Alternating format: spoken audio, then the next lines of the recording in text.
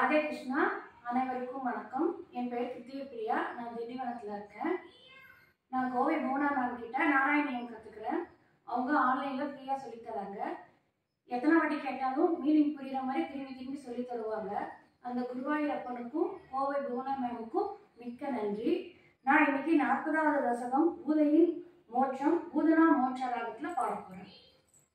तदनुनंद ममंद सुभास्पदं निरुपप्रियं करदा कृते कदं स्वमयलोक्य जगाद भवत्पिता विदितकं ससगाय जनोद्यम अयि सुखे तव बालक जन्मम सुखयदेत्य निजामज जन्मवत् इति भवत्पुत्राम्रजनायके समधिरोप्य संसरदामरात् इह ससंज्ञ निमित्त सनानिते कडकसीमिततोलकुकम्यता इति सदद्वयसा व्रजनायको भवदप्रियाप्रियहृदमाययो अवसरे खलु तत्र सकासन व्रजपदे मधुराकृतिरङ्गना तरल षट्फललालित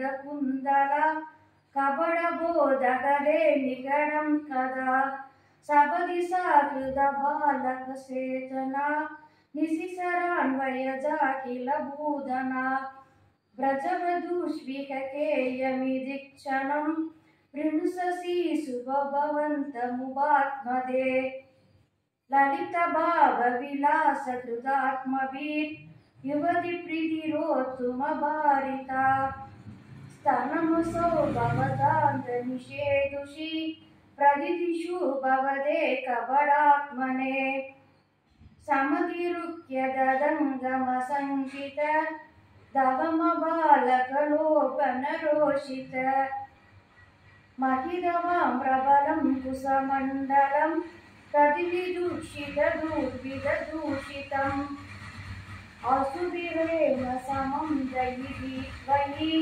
समनसौ सदनितो मम विश्वना निरगतत्वयदा निजं बहु कदा प्रविसार्य भुजावुभौ पदय घोषण भीषण विग्रह श्रवणदर्शन मोहिनवल्लभे व्रजपदे तदुरस्थलके नलम् तदनुभवन् मधुकृत्कन गोपिका भुवनमङ्गलनामपिरेवदे युवतिभिर्बहुधा कृतरक्षणा त्वमिवादिनिकेतननादमाम् अहय्यन् कुरुदावकसेवकम् नारायण अखिल गुरु भगवन् नमस्ते सर्वत्र नाम संकीर्तनं गोविंदा गोविंदा।